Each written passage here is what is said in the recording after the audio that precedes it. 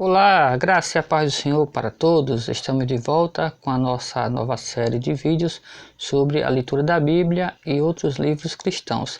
E neste segundo vídeo nós queremos indicar a leitura deste clássico evangélico chamado O Peregrino, do autor John Bunyan, o famoso pastor batista, também considerado do grupo dos puritanos, e aqui neste livro ele escreveu sobre a vida cristã como de fato ela é, e é mais do que indicado para os crentes de hoje, que estão iludidos com a vida espiritual, achando que a vida cristã, a vida religiosa é de todo jeito, que é muito fácil. E na verdade não é nada disto, né? Quem lê a Bíblia sabe que não é assim, e quem lê esse livro vai confirmar exatamente aquilo que a Bíblia diz, porque neste clássico John Bunyan ele descreve de forma alegórica todas as fases da vida cristã, do início até o fim. Inclusive este exemplar aqui que eu tenho em mãos, que eu já li na íntegra, ele é um exemplar completo, porque ele possui as duas partes, né? A primeira parte que é chamada O Peregrino, que fala sobre a vida de um homem que deixou o pecado, né? Deixou a sua família, deixou os seus amigos, deixou a sua cidade e peregrinou pelo mundo em busca do perdão, em busca da salvação, até chegar no céu, até alcançar a vida eterna.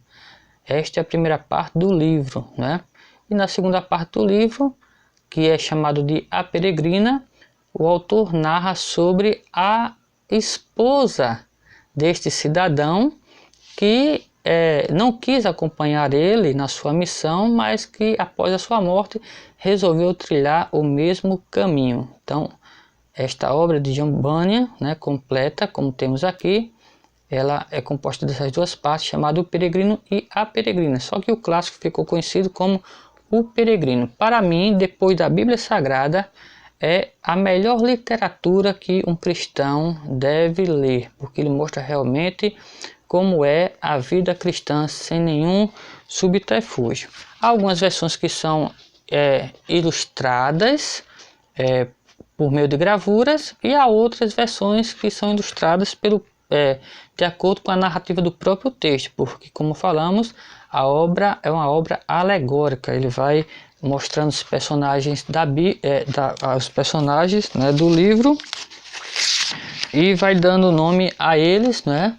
E são bastante interessante, né, a forma como ele descreve aqui os personagens, e cada um desses personagens trata de uma fase da vida cristã, né? Aqui temos, por exemplo, o peregrino saindo, né, de sua casa, deixando sua família, convencido dos seus pecados, convencido de que sua cidade estar debaixo do juízo de Deus, inclusive a cidade dele chamada Cidade da Destruição, né? E ele sai correndo de lá porque achou que Deus está irado ao ponto de destruir aquela cidade, como se destruiu a cidade de Sodoma e Gomorra. E no meio do caminho ele vai encontrando algumas pessoas, né, que vai dizendo para ele parar com aquela história, desistir daquela loucura, né?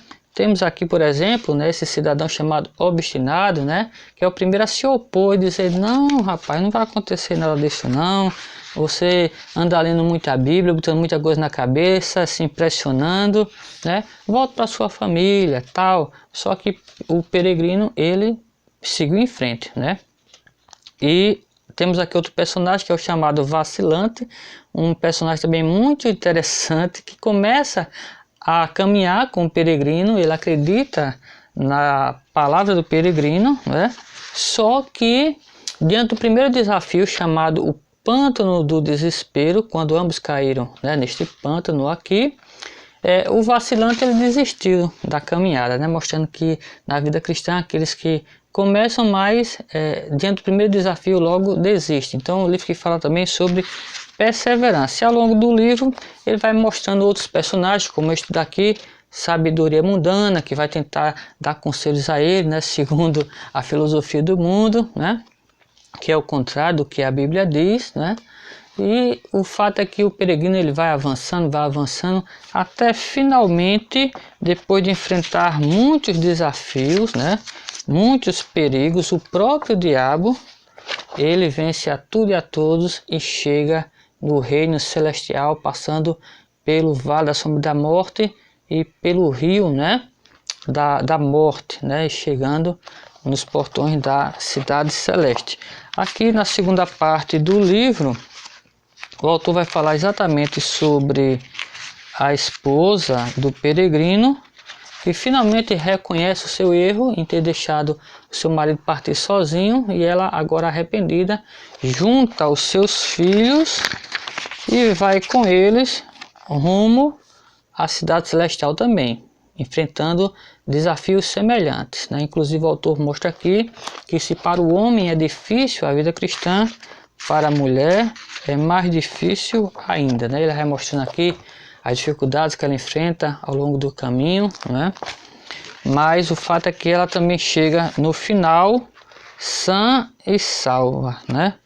Entre mortos e feridos, ela consegue se salvar, né? Então este livro é um livro bastante oportuno para a nossa edificação espiritual, e eu indico demais a leitura deste livro. Este exemplar aqui tem cerca de 323 páginas, né? É um livro um pouco volumoso, mas você lê ele facilmente, porque ele tem uma leitura muito boa, né? Então fica aqui a dica deste importante livro para você, que eu já li e aprovo. Amém?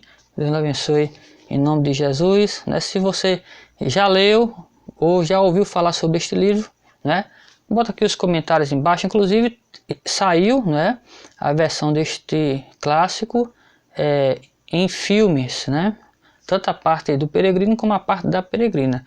E eu tenho aqui estes dois filmes, né, essas duas relíquias, e um dia eu vou mostrar para vocês. Fique na paz do Senhor.